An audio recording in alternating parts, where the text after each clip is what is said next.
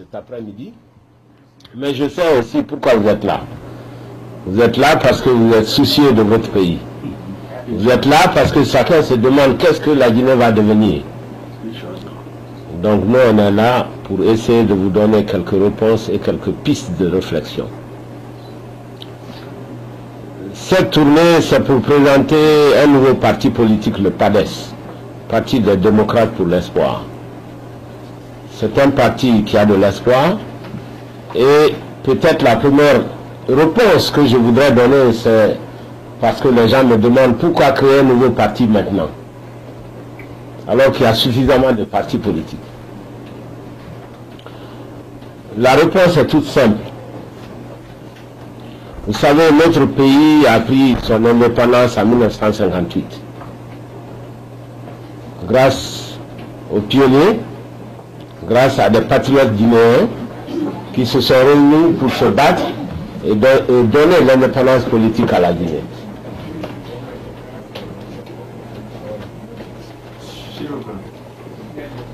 Moi, je considère qu'à partir du moment où nous avons l'indépendance politique, la politique, ça suffit maintenant. Il faut faire autre chose. Il faut faire l'économie. C'est ça l'objectif essentiel de ce parti politique. Faire l'économie, ça veut dire quoi? Ça veut dire qu'il est temps que la Guinée sorte de cette misère dans laquelle on s'est enfoncé avec délectation. Elle s'est enfoncée par la faute de tous les leaders politiques qui se sont succédés à la tête de ce pays et qui ont privilégié le folklore politique à la réalité économique sur le terrain. Conséquence, les Guinéens s'enfoncent dans la misère, dans la pauvreté tous les jours. Nos enfants qui finissent les études n'ont aucun débouché. Le pays est plein de chômage. Nos émigrés que vous êtes désorientés parce que vous ne pouvez pas retourner chez vous. Il n'y a pas d'opportunité.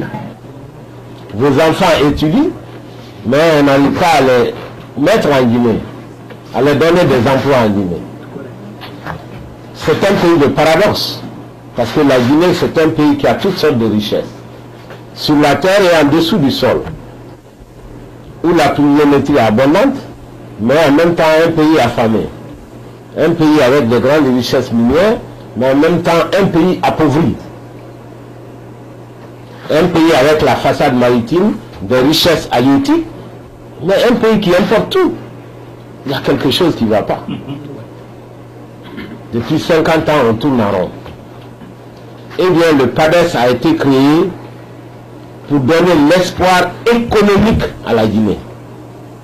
Nous estimons que personne ne se nourrit de politique politicienne. Ce parti n'est pas un parti de haine. Ce n'est pas un parti de désordre, de conflit. C'est un parti de solidarité. C'est un parti de fraternité entre tous les Guinéens, sans aucune distinction, aucune.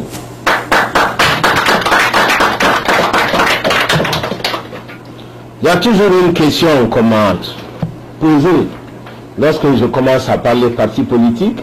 Les Guinéens disent, ah, nous maintenant on est fatigués. Chaque fois les politiciens viennent, on dit, bon, on va faire ceci, on va faire cela, et puis dès qu'ils ont le pouvoir, ça change, on ne le comprend plus. Les gens posent tout le temps la question. Et tout le temps, moi, je donne la même réponse aux gens. Je dis, c'est notre faute collective à nous tous.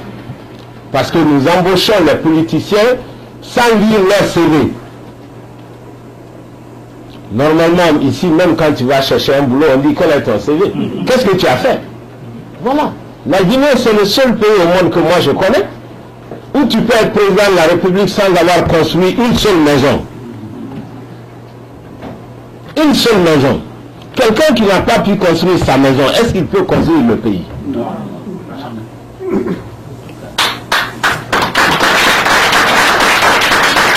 Voilà le problème. Regardez un peu le CV de tous ceux qui sont succédés à la tête de la Guinée depuis 50 ans. Qui ils sont réellement?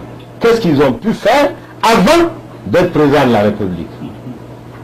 Je dis bien avant d'être président de la République. Qu'est-ce qu'ils ont fait pour la Guinée? Qu'est-ce qu'ils ont fait pour eux-mêmes? Voilà la bonne question. C'est parce qu'on ne s'est jamais posé la bonne question dans nos choix que nos choix ont été des choix hasardeux. C'est ça la vérité. Donc ce n'est pas que les politiciens trompent, c'est les Guinéens qui se sont trompés.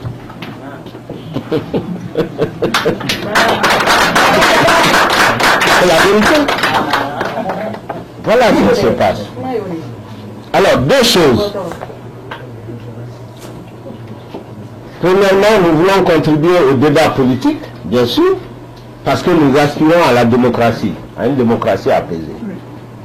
Mais notre objectif, c'est surtout promouvoir la croissance économique. Parce que la Guinée a des défis. Je ne vais pas être très long, c'est le défaut des professeurs d'université, quand on commence à parler, ça vient. Mais, je vais être très court.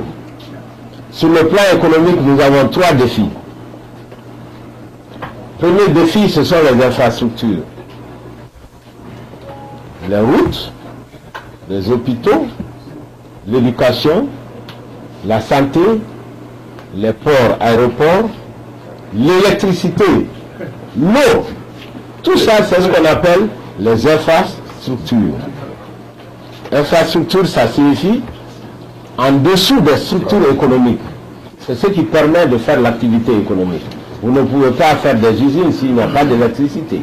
Donc l'électricité, ça devient une infrastructure. La Guinée a un gros problème d'infrastructure.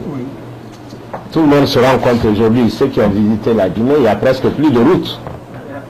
N'est-ce pas? Alors pourquoi il n'y a pas de routes? Parce qu'on n'arrive pas à avoir de l'argent pour faire les routes.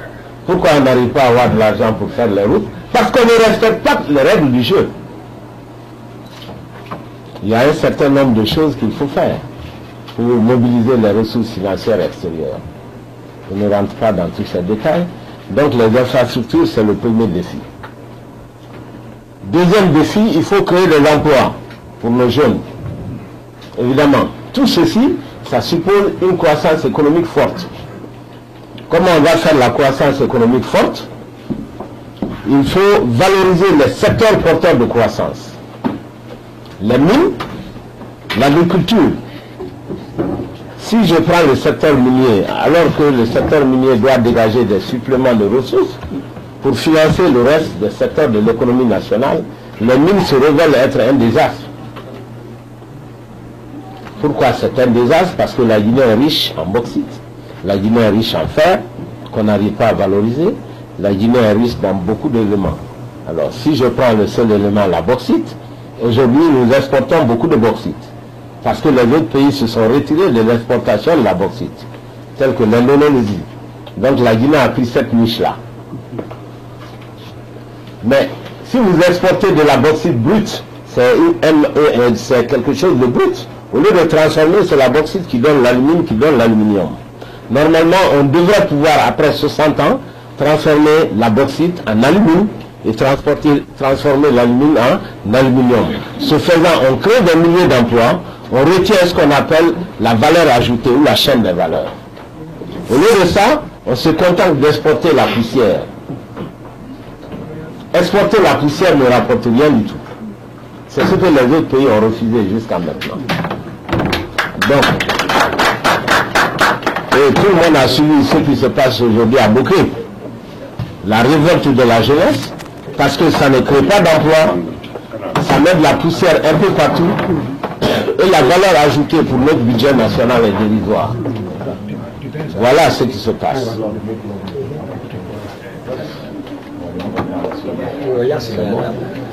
Alors, je dis un peu pour me reprendre que la Guinée a des défis importants, des défis économiques.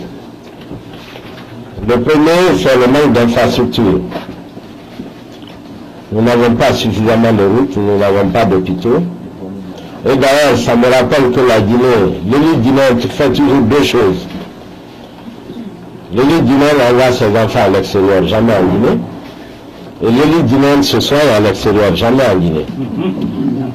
Voilà les deux choses que tout le monde va aimer. Donc, si l'élite se soigne à l'extérieur, éduque ses enfants à l'extérieur, quel est l'espoir du pays? Ils ne se sentent pas concernés. Or, c'est eux qui prennent la décision publique.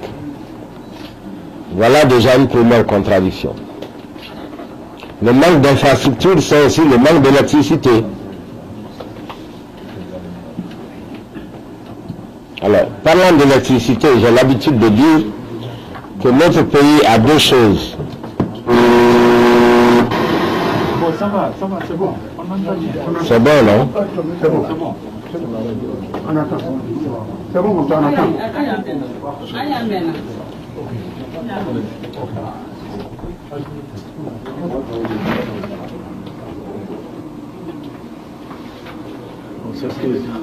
C'est bon. Donc les trois défis pour le pays. Le premier défi, c'est le défi des infrastructures. Nous en manquons cruellement. Ça, c'est un chapitre sur lequel on peut passer une journée. Mais on va y revenir à l'occasion des différentes questions. Deuxième défi, c'est la croissance économique. La croissance économique, ça paraît abstrait aux gens, mais c'est l'ensemble des richesses créées dans un pays pendant un an. C'est ce qu'on appelle la croissance économique. Un pays où il n'y a pas de croissance économique, ça veut dire que c'est un pays où on ne crée pas de richesse. Et comme nous avons une augmentation naturelle de la population au moins de 3%, si on n'augmente pas la richesse, ça veut dire que chacun d'entre nous s'appauvrit en moyenne. C'est pourquoi la Guinée est toujours en train de s'enfoncer. Et quand il n'y a pas de croissance économique, il n'y a pas d'emploi. Parce que le travail, c'est un facteur de production. Si on ne produit pas, on ne crée pas d'emploi. Et les jeunes n'ont pas d'emploi. Nous avons des milliers de jeunes que nous formons. Et là, en Guinée, c'est un chômage massif. Et le gouvernement n'a absolument aucune réponse. Ben, pourquoi il y a du chômage en Guinée? Ce n'est pas simplement parce que les gens sont mal formés, c'est parce que simplement il n'y a pas d'entreprise. Ce sont les entreprises qui offrent des emplois. Donc nous sommes sur un marché du travail où il y a l'offre et la demande. C'est les entreprises qui offrent l'emploi, et s'il n'y a pas d'entreprise, il n'y a pas de PME, on ne les encourage pas, on les assassine, c'est pas possible, il n'y aura jamais d'emploi.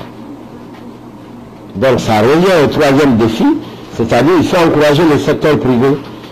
Parce que l'État ne crée pas d'emplois. Les emplois de l'État, c'est les emplois de fonctionnaires. L'État guinéen, c'est 100 à 150 000 fonctionnaires. C'est le secteur privé qui donne des emplois. Aujourd'hui, nous sommes dans un système hybride qui n'est ni communiste ni capitaliste. Il n'est pas libéral parce qu'on fait la guerre au secteur privé. Il n'est pas non plus communiste. En réalité, parce qu'on n'investit pas dans le secteur public. Alors, c'est quel type de régime? Moi, je n'en sais rien. C'est un régime hybride qui n'existe nulle part et qui n'a aucune finalité. Donc voilà un peu la situation dans laquelle nous sommes. Donc il faut résoudre réellement les problèmes économiques de la Guinée. C'est pourquoi on a créé le PADES. Alors, moi je ne suis pas un politicien, je suis venu très tard à la politique. Pourquoi? Parce que ça fait 30 ans que je fais de l'économie, ça fait 30 ans que j'essaie d'aider ce pays, mais je rappelle à tout le monde que les décisions économiques ne sont jamais prises par les économistes, mais par des hommes politiques. Et qu'ils ne font jamais ce que les économistes disent. Ils font toujours le contraire. Je vous donne un petit exemple, pour être pratique, parce que les gens croient que c'est de la théorie. Prenons l'électricité. Je me suis battu en Guinée depuis des années pour qu'on fasse des barrages et non d'acheter des groupes électrogènes. Pourquoi? Parce que tout le monde sait qu'en économie, il y a ce qu'on appelle les avantages comparatifs. Un pays se spécialise dans quelque chose dans laquelle ce pays a des avantages comparatifs.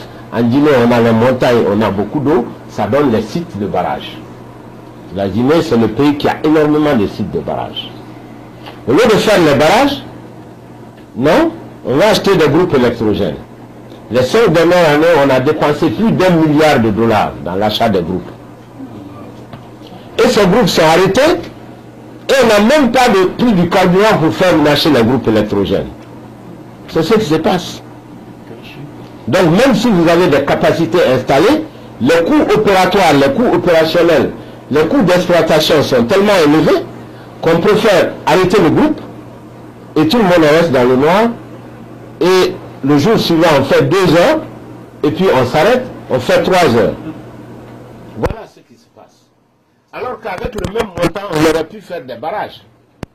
Les barrages, une fois que c'est construit, c'est fini, il n'y a presque plus de coûts et ça donne l'électricité tout le temps. La rationalité économique, c'est de faire les barrages.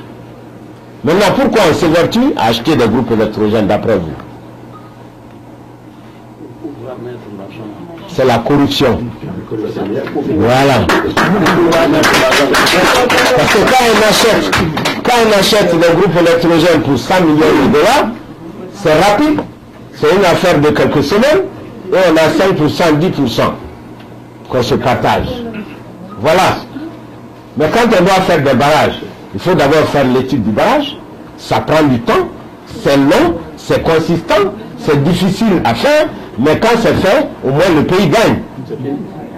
Mais ceux qui regardent le court terme parce qu'ils ont vite envie d'enrichir, ils préfèrent faire des affaires de groupe électrogène, ça va beaucoup plus vite. Voilà un peu pourquoi nous en sommes. Donc dans tout ça, la corruption c'est la mère des péchés. C'est l'une des raisons pourquoi on s'en sort pas. Voilà. Donc, je dis, je vais arrêter pour écouter vos questions, parce qu'il y a énormément de choses à dire. Hein? Je simplifie simplement en disant qu'on a créé le PADES pour trouver une réponse économique à la misère de la Guinée. Ce n'est pas un parti de haine, c'est pour les jeunes qu'on a créé le PADES. Parce que tous les grands partis qui existent aujourd'hui, ils ont été faits dans les années 90. Les secrétaires généraux de la jeunesse de ces partis ont tous plus de 50 ans. Que ce soit le FDG ou l'UFDG, etc. Tous c'est des vieux partis. Vrai ou faux? Il faut renouveler cette classe politique. Elle est fatiguée, elle est à bout d'imagination, et elle ne fait que dans des histoires que moi je ne comprends même pas. Des conneries ethniques, tel est Malinké, tel est ceci, tel est cela, les peuples. Vraiment, c'est un vocabulaire que moi je ne comprends pas. C'est parce qu'on m'a demandé d'en parler. Moi, je ne parle jamais d'ethnie parce que ça ne me passe même pas par la tête. Ce qui est vrai, c'est que vous êtes dans un pays ici où il y a des blancs, des noirs, des chocolats. Vrai ou faux? Des Chinois, des Asiatiques, des Africains, des Marocains, tout le monde est là. Et pourtant, on arrive à faire un seul pays. Alors, un petit pays comme la Guinée, où tout le monde c'est même père, même mère. Baba Goto, Nene Goto. Qu'est-ce qu'on va chercher? Qu'est-ce qu'on va chercher? C'est des histoires à dormir debout, ça. Les histoires ethniques ne m'intéressent pas. Et vraiment, j'invite notre communauté ici à être main dans la main. Quand il n'y a pas d'électricité, tout le monde est dans le noir de la même manière. Quand il n'y a pas de route, tout le monde a les voitures cassées de la même manière. C'est ça notre destinée commune. On a un destin commun. On est le même pays. Les familles sont imbriquées. On est tous exactement la même chose. C'est le même pays. Que les politiciens ne viennent pas nous diviser. Et il serait impardonnable que des émigrés qui vivent aux États-Unis, qui voient autour d'eux-mêmes, qu'eux aussi soient divisés. Alors que c'est vous qui nous devez nous donner des leçons d'unité. C'est vous qui devez nous donner des leçons d'unité. Parce que vous êtes dans un pays unitaire, où il y a toutes les différences, mais les gens quand même acceptent d'aller ensemble. Un tout petit pays comme la Guinée, comment on va se diviser en différentes ethnies? Ça n'a absolument aucun sens. Moi, je suis un économiste. Ce que moi je sais faire, c'est chercher l'argent à venir construire les ponts, c'est chercher l'argent à venir construire les maisons, c'est chercher l'argent à venir faire des usines, donner de l'électricité à chaque foyer de Guinée. Ça, je sais le faire.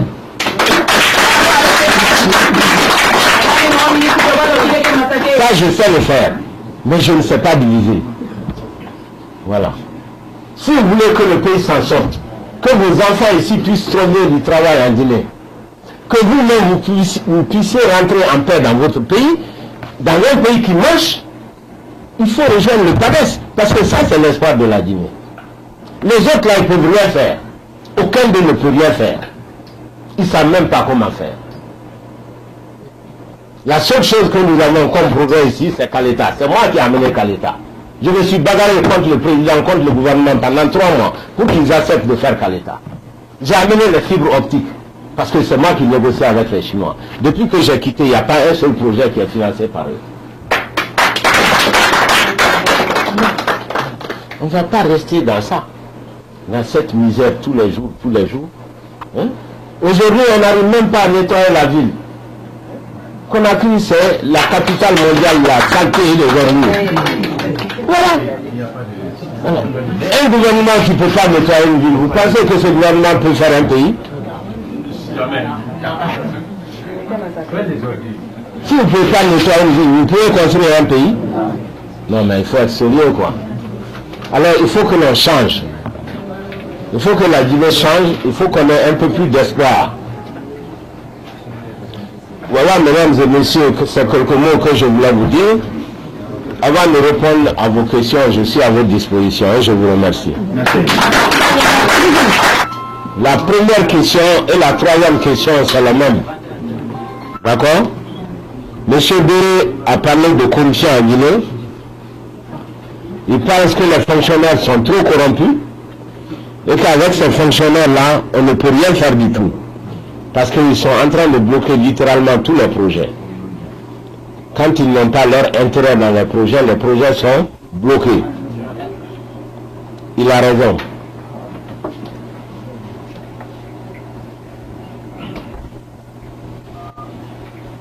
Je pense qu'il a raison. Et il demande qu'est-ce qu'on peut faire. Monsieur Alkali Kamara de Forekaria ou Farmoria, enfin c'est la même chose. C'est chez moi aussi, j'y étais encore il y a quelques semaines. Lui aussi c'est la corruption. Et en plus, il ajoute le problème de la gestion des ressources humaines. Vous avez raison. Parce que tout ça c'est le diagnostic d'une situation. Nous sommes d'accord avec vous sur le diagnostic. Et d'ailleurs, ces éléments sont dénoncés par même le gouvernement aujourd'hui. Est-ce que c'est le rôle du gouvernement de dénoncer le mal ou de le soigner? De le soigner. La Guinée, c'est un pays paradoxal. Même ceux qui sont au gouvernement, qui ont le pouvoir, passent le temps à critiquer.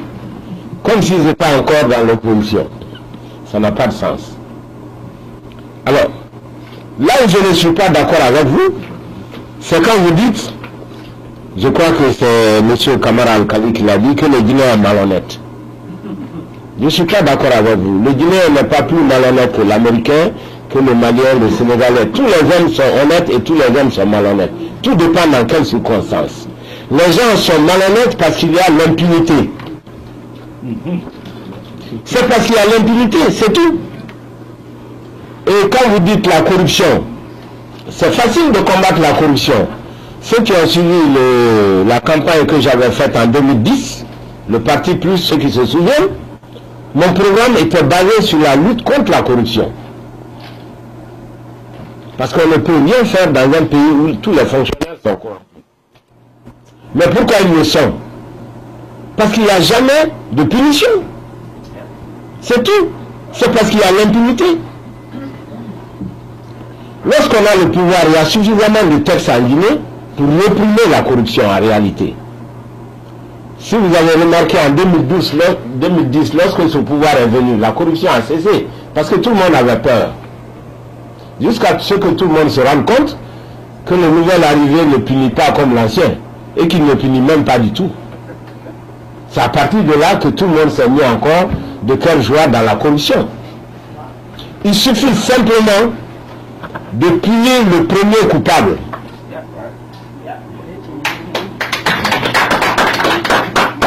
Vous allez punir le second à la hauteur de la forfaiture.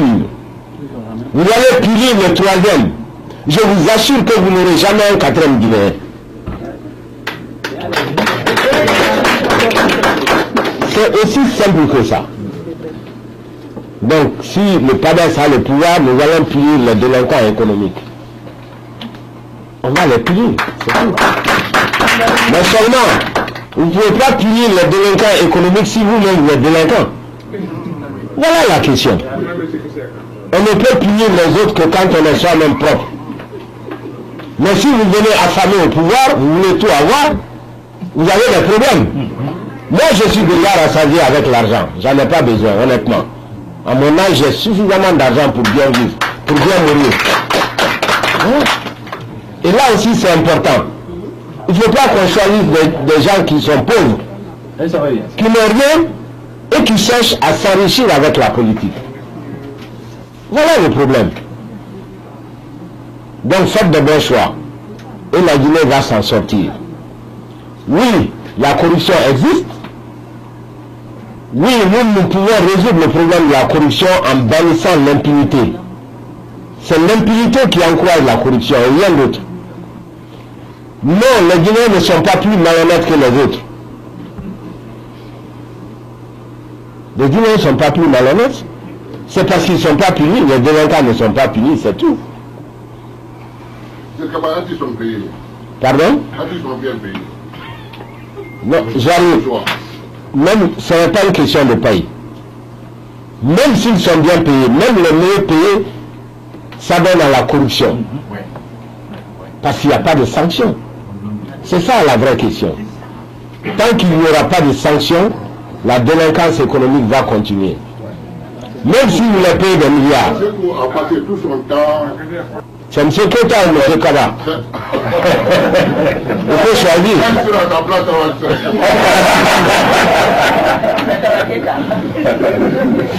Alors je suis très étonné qu'un Keïta qui est le roi du Manding demande si l'indépendance est une bonne chose ou une mauvaise chose. Alors que c'est vous qui devez me donner l'indépendance. Aucun pays ne doit renoncer à son indépendance.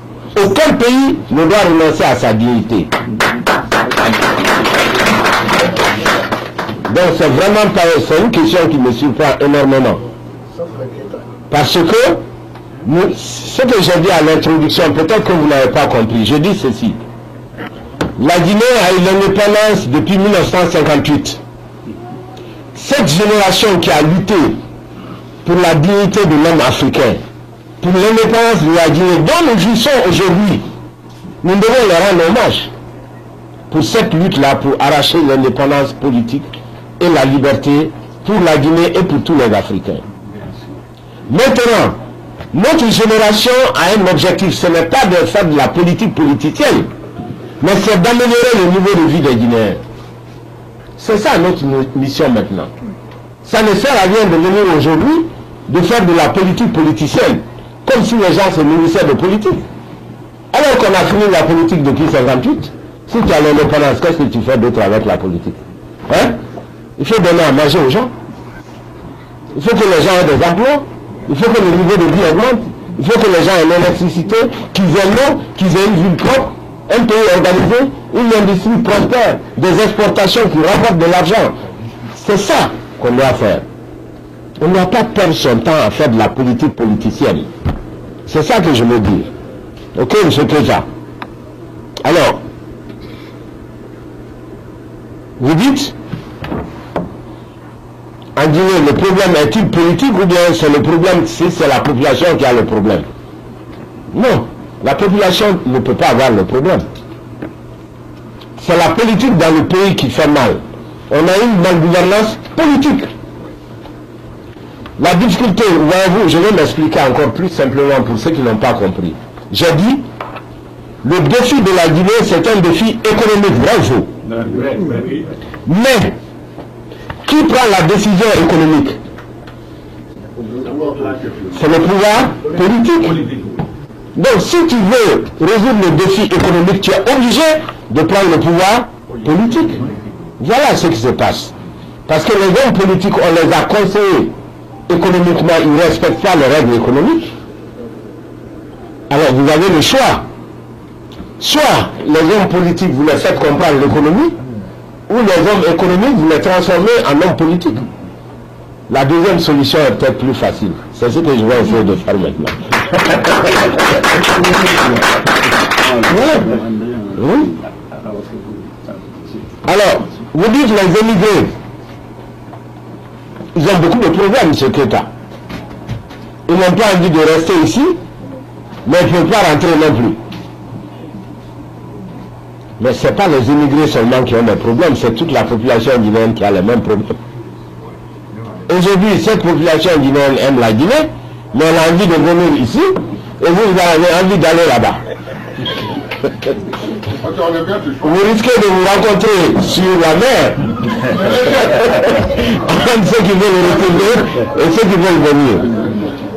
En réalité, le problème est le même. La même misère qui règne en Guinée vous empêche de rentrer chez vous. La même économie moribonde qui empêche les Guinéens de bien vivre vous empêche de rentrer en Guinée. Donc, une fois qu'on va résoudre le problème économique en Guinée, vous pouvez rentrer beaucoup plus simplement. Ouais. Donc, les problèmes sont uniques. C'est le seul problème du développement économique de la Guinée. Une fois que la Guinée se développe normalement, les émigrés que vous êtes pouvez rentrer beaucoup plus facilement. On a besoin des émigrés, je vais vous dire pourquoi.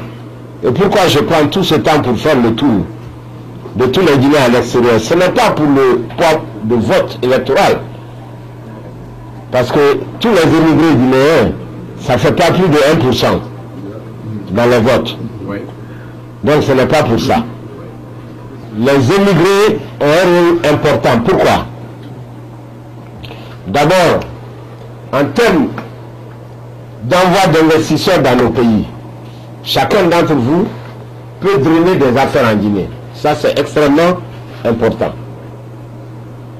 Première chose. Deuxièmement, votre épargne, on veut canaliser cette épargne en Guinée. Comment s'organiser pour que votre épargne, ce que vous arrivez à épargner ici, puisse aider au développement de la Guinée.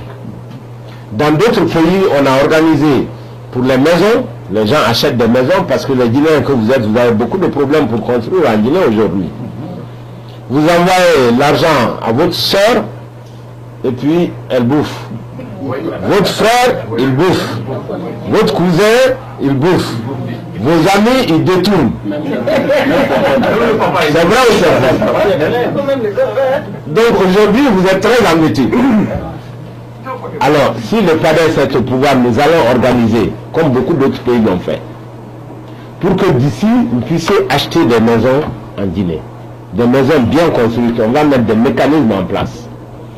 D'une manière générale, vous pourrez rester ici pour investir là-bas.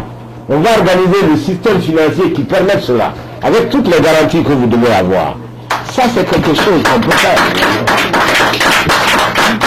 Les autres pays arrivent à le faire. Voilà, on peut faire aussi pour que vous contribuiez au développement économique de votre pays avec les ressources que vous avez. Ça, c'est la deuxième raison pourquoi la diaspora est importante. Mais il y a une troisième raison. C'est l'expertise dont dispose la diaspora. L'expérience que les gens ont ici. La qualification que vous avez. La qualification que vos enfants sont en train d'accumuler dans les meilleures universités. Il faudrait absolument que la Guinée bénéficie de ça. Et pour que la Guinée bénéficie, il faut que les conditions soient là. Voilà. Donc nous, on va travailler, le PADES va travailler pour créer ces conditions-là. Pour vos enfants et pour vous. Et pour l'ensemble de la Guinée. Voilà ce que je veux dire sur ce point, M. Keita. Il est bon que toi-même tu tombes malade, que ton enfant tombe malade. Ici, on dit que ça est causé là-bas. On te demande pourquoi tu l'as envoyé dans nous que c'est chez toi. Et nous ne voulons pas rester ici, que nos enfants soient là sans que nos enfants bénéficient ce que nous, on s'est bénéficié de nos parents là-bas, d'éducation. Voilà un de nos soucis majeurs. Docteur, j'aimerais mettre ça à votre connaissance. Et vraiment, je salue votre présence ici parmi nous. Et ça nous rapporte beaucoup de choses. On a tellement de problèmes en Guinée, on ne peut même pas les énumérer. Mais nous allons pas à pas. Je vous encourage et je vous remercie. Merci. Parce que voyez-vous, j'ai été très ému par son intervention. Quand je le regarde, je sens toute la douleur de la Guinée à travers lui. Et toute la misère de notre monde. C'est vrai, parce que les problématiques qu'il a posées sont les vrais problèmes de la Guinée. Mais je vais essayer de vous dire ce qu'on peut faire dans ces choses-là. Et vraiment, j'ai envie de parler pour que tout le monde comprenne, parce que je n'ai pas envie de faire de la politique. C'est-à-dire les histoires, à raconter sa vie. Ça ne sert à rien. Allons pas à pas. Éducation. les écoles publiques ne valent rien. D'accord? Pourquoi elles ne valent rien? Les écoles privées sont trop chères et de toute façon, elles ne sont pas extraordinaires non plus. Alors, j'ai senti en vous ce que les Guinéens pensent très souvent et que les dirigeants les font comprendre. Parce que les dirigeants guinéens font comprendre que c'est l'argent qui devait aller au public qui est payé au privé maintenant. Et que le public n'a plus d'argent. Ce qui est faux. C'est faux sur deux choses. Est-ce que vous savez que la Guinée, c'est le pays qui dépense le moins pour l'éducation des enfants? De tous les pays d'Afrique de l'Ouest. Le budget de la Guinée qui va au système éducatif, primaire, secondaire, professionnel, supérieur, public comme privé, l'ensemble des ressources, ça ne fait que 13% du budget de la Guinée. Ça ne fait que 13% du budget de la Guinée. Si tu compares au Sénégal, c'est 40%. Dans tous les autres pays, ça va de 35 à 40 à 50%. Dans tous les pays de l'Afrique de l'Ouest qui nous entourent. Donc ça veut dire quoi? Ça veut dire que la Guinée, c'est le pays qui dépense le moins pour l'éducation de ses enfants. Ça, c'est très important. Pourquoi? Parce que vous savez, les hommes politiques font les discours. Dans les discours, on dit l'éducation, la priorité de nos priorités, on va faire ceci, on va faire cela. Nous, nous sommes des économistes. Je viens du Fonds monétaire. Quand nous allons dans un pays, quand vous dites le discours, l'éducation c'est la priorité, on dit oh, arrête-toi, regarde le budget. On dit bon, combien de pourcents il met son budget dedans? On trouve que la Guinée c'est 13%. C'est la fraction du budget la plus faible de toute l'Afrique de l'Ouest. Est-ce que l'éducation c'est une priorité en Guinée? Non. Non. Votre priorité c'est là où va votre argent. Quand les autres dépensent 40%, 50%, nous on dépense 13%. D'un budget très très faible. Le budget guinéen est beaucoup plus faible, c'est 5 fois plus faible que le budget sénégalais. Et le Sénégal dépense 4 fois plus. Ça veut dire en termes absolus, les Sénégalais dépensent 20 fois plus que la Guinée dans le domaine de l'éducation. 4 fois 5, ça fait 20 fois. Peut-être que je fais un peu trop de mathématiques, je vais simplifier. Regardez, le budget guinéen, c'est 15 000 milliards de francs guinéens. C'est 1,5 milliard de dollars. C'est rien. C'est plus faible que le budget de Philadelphie, et même de votre comté. D'accord? Dans ce faible budget, l'État ne prend que 13% pour le système éducatif. C'est dérisoire. Ça, c'est la première raison. C'est pourquoi l'éducation ne vaut rien.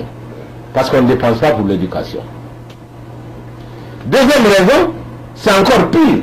Le peu que l'on dépense est détourné. Oui. Le peu que l'on dépense est détourné. C'est pourquoi j'ai fait des débats. Parce que eux, le ministre et les gens du gouvernement faisaient croire que c'est les écoles privées qui dépensaient beaucoup d'argent. J'ai dit, vous mentez. Mais le gros morceau est donné au secteur public, pas au secteur privé. C'est pour ça que tout le monde ment en Guinée, parce que les gens ne disent jamais les chiffres.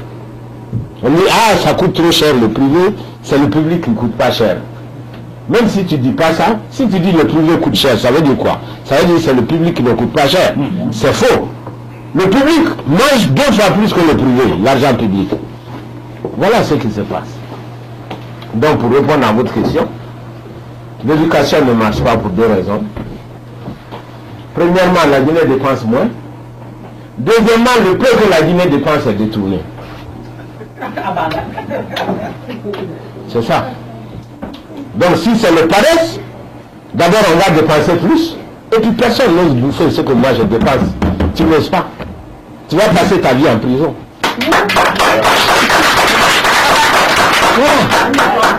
C'est ça. Alors la santé c'est la même chose.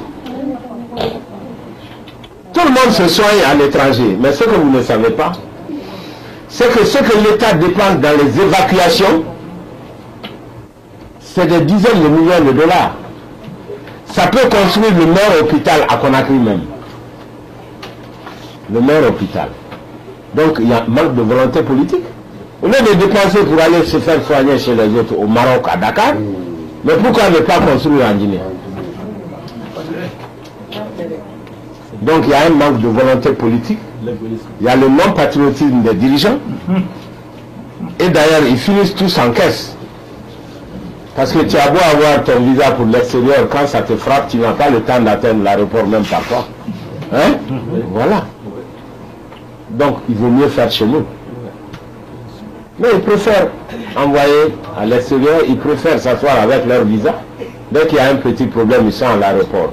Tous les dirigeants guinéens, les directeurs et ministres, tout le monde est heureux de dire où tu étais. Ah, j'étais allé faire mon contrôle à Dakar.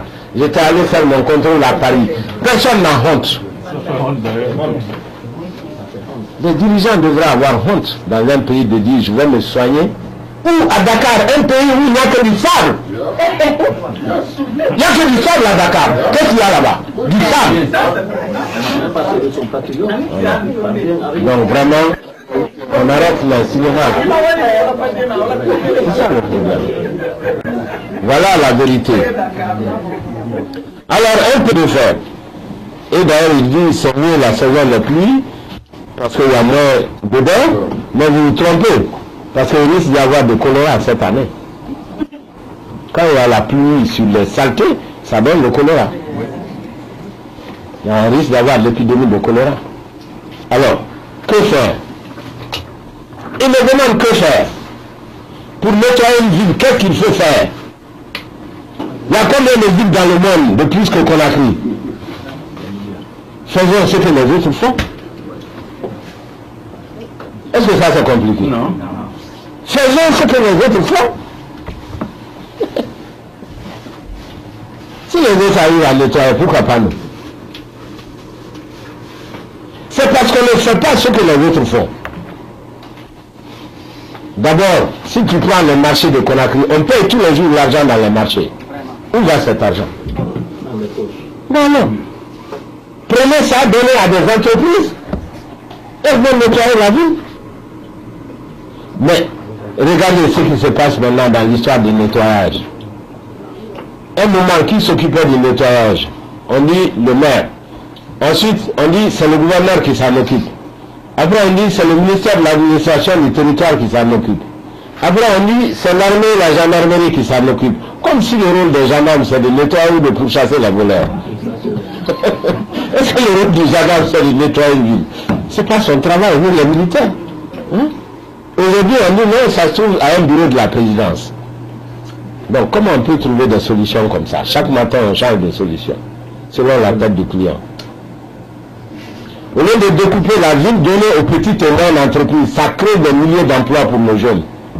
Mais il faut accepter de faire les entreprises, de promouvoir les PME, d'accepter de les payer. C'est un métier. Le gouvernement va simplement faire les décharges. C'est tout. Aider les gens à avoir des camions de transport de poubelles, c'est tout. Voilà, c'est vraiment pas compliqué. Mais pour moi, c'est l'indicateur le plus important de l'incapacité d'un gouvernement. Il n'y a pas plus grand indicateur que ça. Un gouvernement qui est incapable de nettoyer une ville, franchement, tu ne peux rien attendre de ce gouvernement. Voilà. La prochaine fois, choisissez-lui votre président. Quelle est votre stratégie pour éviter pour que vous soyez un parti politique ethnique? Deuxièmement, quelle est votre stratégie encore pour que réellement la jeunesse puisse être fière et convaincue que votre parti est pour la jeunesse? Quelle solution vous avez pour la jeunesse guinéenne face à l'immigration clandestine, à nos frères qui meurent dans la même Méditerranée?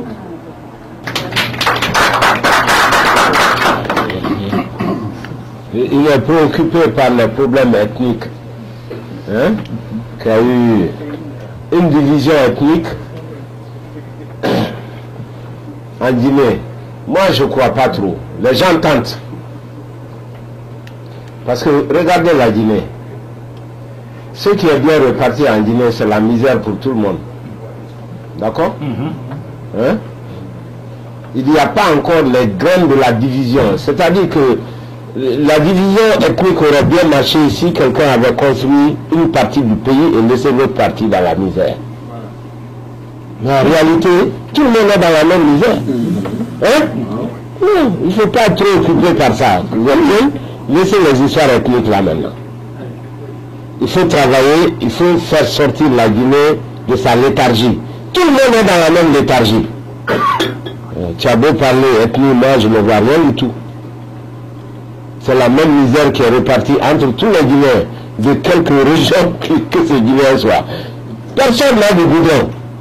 Personne n'a de l'eau ni d'électricité. Le système éducatif est foutu pour tout le monde. Est-ce qu'il y a vraiment un problème ethnique?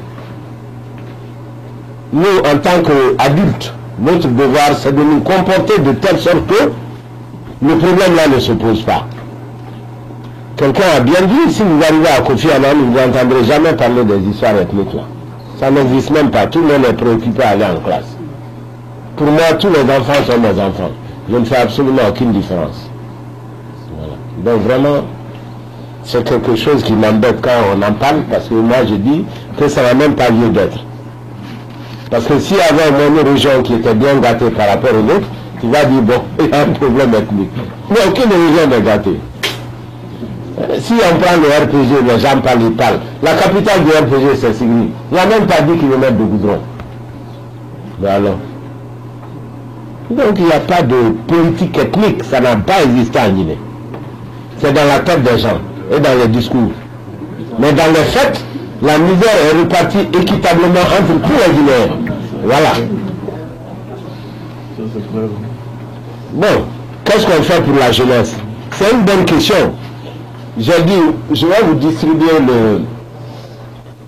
le programme de société qui n'est pas achevé. On a fait tentative de programme de société. Pourquoi? Parce que je veux que tout le monde intervienne, y compris vous les jeunes gens. Que vous interveniez dans l'écriture du programme de société du parti PADES. Mais je vais vous donner les outlines. D'accord? Vous voyez, j'ai indiqué ce qu'il faut faire pour que la jeunesse puisse retrouver le travail.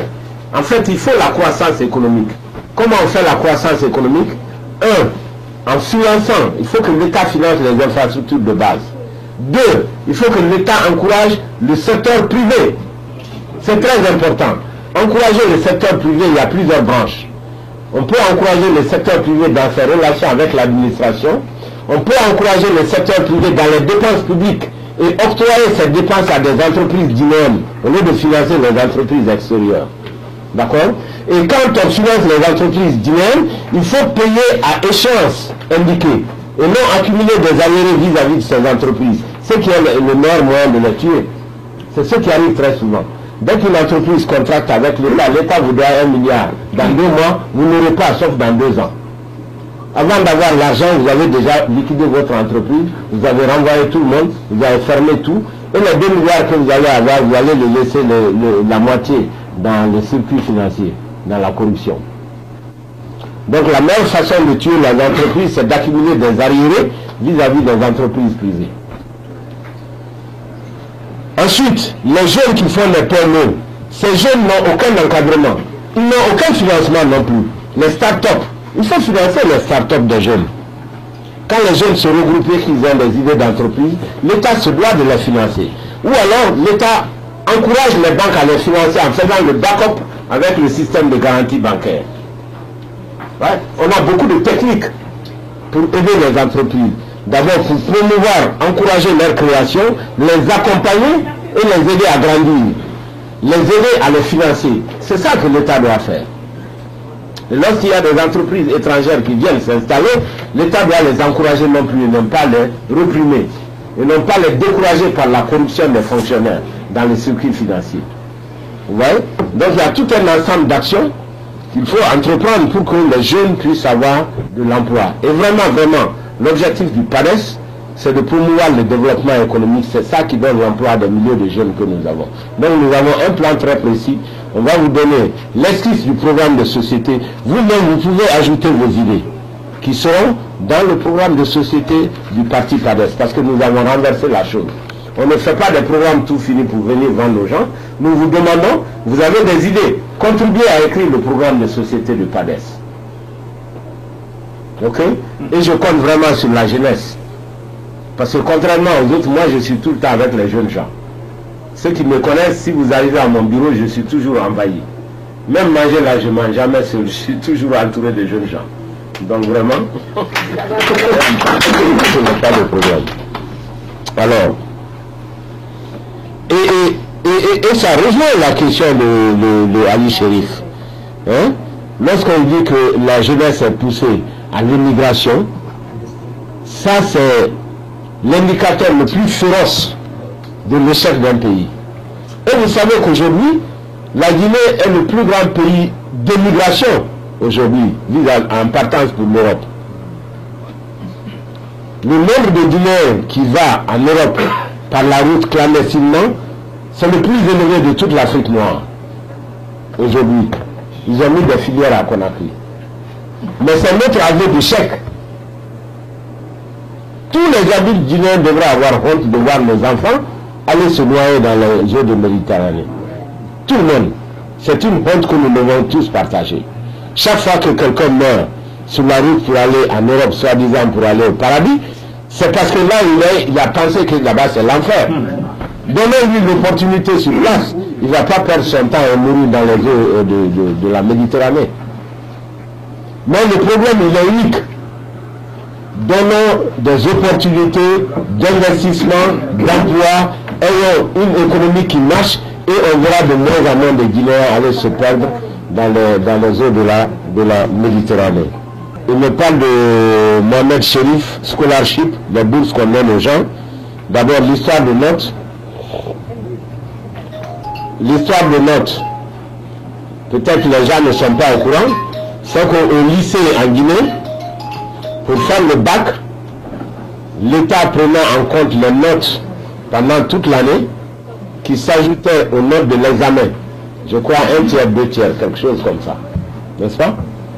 Et cette année, ils ont dit, bon, il y a des écoles qui gonflent les notes et il y a des étudiants qui, avec 6 au bac ou 7 au bac, sont admis à cause des notes qu'ils ont amenées de l'école. Or, ce sont des notes fabriquées. On gonfle les notes pour qu'il y ait le maximum d'admis de son école. Ce qui est aussi vrai. Il y a tout un trafic là-dessus. Et c'est la raison pour laquelle le ministre a dit, bon, on va laisser tomber ces notes de cours pendant l'année scolaire, on va prendre uniquement les notes des examens. Et le fait de ne pas prendre les notes de cours, ça ne veut pas dire qu'il ne faut pas aller à l'école. Si vous n'allez pas à l'école, à l'examen, vous ne pouvez pas réussir non plus. Voilà, donc c'est pas lié. Voilà un peu l'explication qu'ils ont donnée. Mais je ne me suis pas vraiment penché sur la question en réalité. Les scholarships, les bourses qui sont données, les bourses sont données par l'État, pas par les privés. Mais moi, en tant qu'individu, je peux te dire une chose, ça fait plus de... On a commencé Kofi Annan en 1995. Hein, ça fait combien d'années? 22 ans maintenant. 22 ans. Hein? Oui. Depuis 22 ans, je ne me souviens pas avoir renvoyé un seul élève ou un seul étudiant parce qu'il n'a pas d'argent.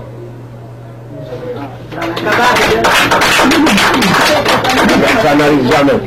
Chez moi en tout cas. Voilà.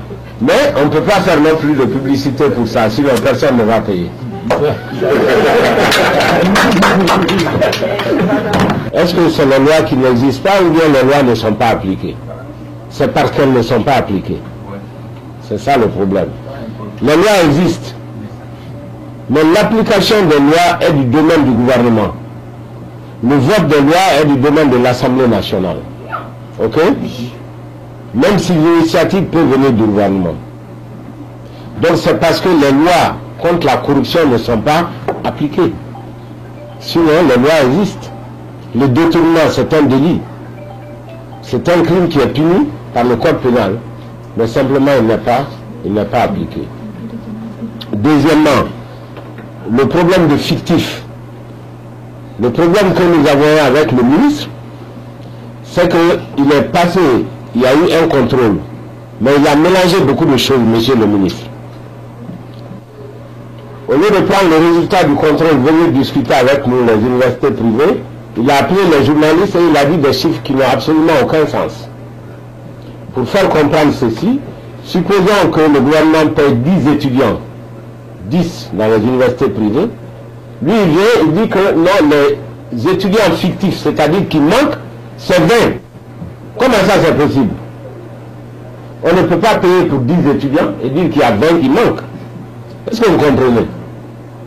Alors je reprends, si vous voulez les vrais chiffres, je vous les donne. L'ensemble des étudiants dans le système privé que l'État paye comme boursier, c'est 25 000. Vous comprenez? Oui. 25 000. L'État paye 25 000 étudiants. Toutes les universités privées réunies.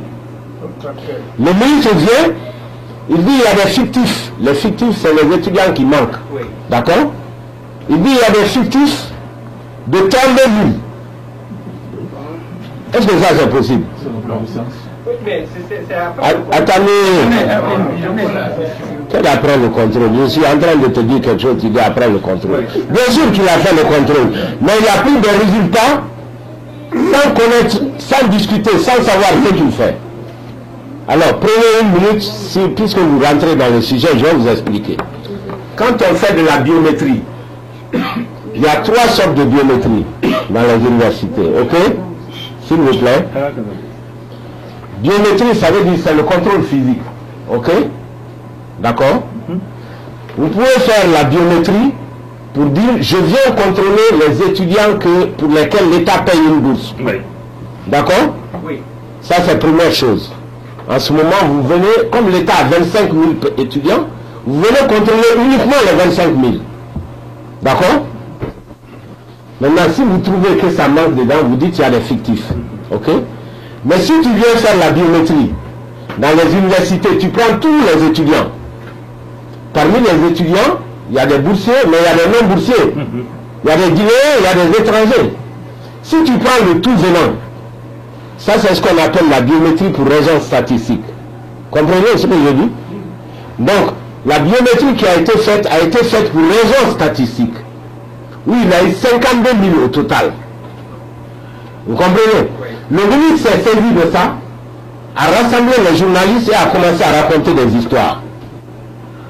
Alors qu'il aurait dû prendre les biométries pour les boursiers. Seulement. Parce que si tu prends 52 000 étudiants, tu dis il y a 32 000 qui manquent, et tu commences à parler des conséquences financières de l'État. En parlant des conséquences financières de l'État, tu dois t'adresser uniquement aux étudiants pour lesquels l'État paye, mais pas à tous les étudiants. Donc il a tout mélangé le ministre. C'est pour ça que je l'ai dit. Et c'est pour ça que je dis souvent en dîner, il faut que les dirigeants soient des gens capables. Oui. On ne peut pas prendre quelqu'un qui ne connaît même pas la simple arithmétique pour être ministre de l'enseignement supérieur et raconter des histoires. Vous comprenez? Voilà, il a tout mélangé, monsieur le ministre. Et ce n'est pas son rôle de tout mélanger. Tu ne peux pas venir, c'est comme si je viens à l'université de Philadelphie, je prends tous les étudiants. Dans l'université de Philadelphie, tu as des étudiants qui viennent d'Afrique, dont les parents payent. Il y a certains qui sont aidés par le gouvernement de Philadelphie, vrai ou faux? Voilà. Mais si tu veux contrôler ce que Philadelphie paie avec des fictifs, tu prends uniquement les étudiants payés dans le Philadelphie. Mais tu ne vas pas prendre tous les étudiants. Et puis tu te précipites, tu viens, il y a tel nombre qui manque, et tu donnes un chiffre qui manque qui est supérieur à l'effectif. Comment le nombre de fictifs peut être supérieur à l'effectif? Impossible. C'est impossible. Oui. Même si on n'a pas fait l'école primaire, on ne peut pas faire ça. Et pourtant, ça arrive en Guinée. C'est pour cela qu'on a dit au monsieur le ministre, vous mentez, et on vous demande de présenter des excuses aux gens. Tu ne peux pas raconter n'importe quoi pour des raisons politiques. Voilà. C'est ce qui s'est passé, petit. C'est de n'importe quoi. Voilà. Alors, deuxième question. Les lois existent, on ne les applique pas. C'est ça le vrai problème. Moi, je veux toi. Qu'est-ce que tu envisages pour les enfants, les enfants qui sont en Guinée? Comment ils peuvent avoir les mêmes opportunités que toi tu as eu? Merci. Pour ne pas être dans le régionalisme un peu. C'est l'implantation d'abord. Moi, je fais des efforts dans toute la Guinée. Avec le PADES, nous sommes présents sur toute l'étendue du territoire national. Je vais vous dire, aujourd'hui nous avons des missions dans toute la forêt. À commencer par Kissigou, on envoie beaucoup de gens à Guékédou, et beaucoup de gens sont déjà dans le PADES à Guékédou. À Massantan, même dans les sous-préfectures de Massantan, à Zéro Corée, dans les 12 sous-préfectures de Zéro Corée, on envoie des gens à Béla, et précisément à Damaro, et dans beaucoup de toutes les sous-préfectures même de Damaro. Mais on ne s'est pas arrêté là. Aujourd'hui, nous sommes présents à Mamou, on est monté à Pita, à Dalaba, on est en train de faire énormément d'efforts à Labé aujourd'hui, tout de Télémélé et Koundara. Koundara, c'est la seule ville où encore la mission n'est pas partie, mais ce sera dans 2 semaines. Koundara. Mais on a déjà été plusieurs fois à Labé, à Mamou, à Pita, à Dalaba, à Gawal, à Télémélé. PADES est présent dans toutes ces villes. Et en Basse-Côte, on est à Boké, on est à Kimia, beaucoup à Frécaria, et on est à Bofa, Boké, Kamsa, Fria. On est partout. Donc je pense que les leaders politiques doivent faire l'effort d'aller dans toute la Guinée. Si on veut que le parti devienne national. Et c'est ce que nous faisons. On est vraiment présents, et en Haute-Guinée, n'en parlons pas. On est à Kankan, on est à Kimia, on est à Kirouane, on est à Kouroussa, Dabola, Dingrai. On est très présents à Dingrai. Partout. Pratiquement dans toute la Guinée, à Mandiana. Dans toute la No-Man's-Land entre Mandiana et Sigri, jusqu'à la frontière malienne à Balandouba. On est partout aujourd'hui. Et des gens quittent massivement les autres partis. Pourquoi? Parce que c'est un parti de 2017 et qui a des ambitions. On ne va pas faire naître des enfants aujourd'hui qui grandissent aujourd'hui pour venir dans le PADES. C'est les Guinéens qui existent et qui sont dans les autres partis dessus qui viennent chez nous. Ils sont en train de venir tous les jours. Tous les jours. Ah ouais. Et hein? Nous allons essayer de l'arbre. Oui. Tous les vieux partis sont en train de pleurer aujourd'hui, vraiment à cause de cette histoire de PADES qui les embête, parce que le message est juste. Nous on a dit on ne vient pas pour la haine, on ne vient pas pour les débats inutiles de politiciens, on vient pour l'économie, comment sortir les Guinéens de la misère. C'est vraiment la seule chose qui nous intéresse, surtout comment on va donner des emplois à ces milliers de jeunes. Donc c'est ce plan-là que j'ai dit aujourd'hui. Je vous ai parlé de l'éducation, de l'encouragement du secteur privé, de la création d'entreprises, de l'aide au financement de ces entreprises et beaucoup de choses que l'on peut faire. Donc ça, c'est le programme du PADES. Et je peux vous rassurer qu'on est déjà à Damaro. Mais contrairement à vous, moi, c'est toute la Guinée qui m'intéresse. C'est toute la Guinée. Moi, je ne vais pas choisir une ville pour mettre le goudron et laisser l'autre ville. Moi, mon ambition, c'est de goudronner toute la Guinée. Comme ça, il n'y a pas de problème. Hein? Et j'ai le moyen de ça. Et je peux faire ça. Mais moi, je demande maintenant, qu'est-ce que moi, tu dois faire? À part de dire que, oh, maintenant, à cet âge, oh, je vais quitter, j'ai fait votre demande.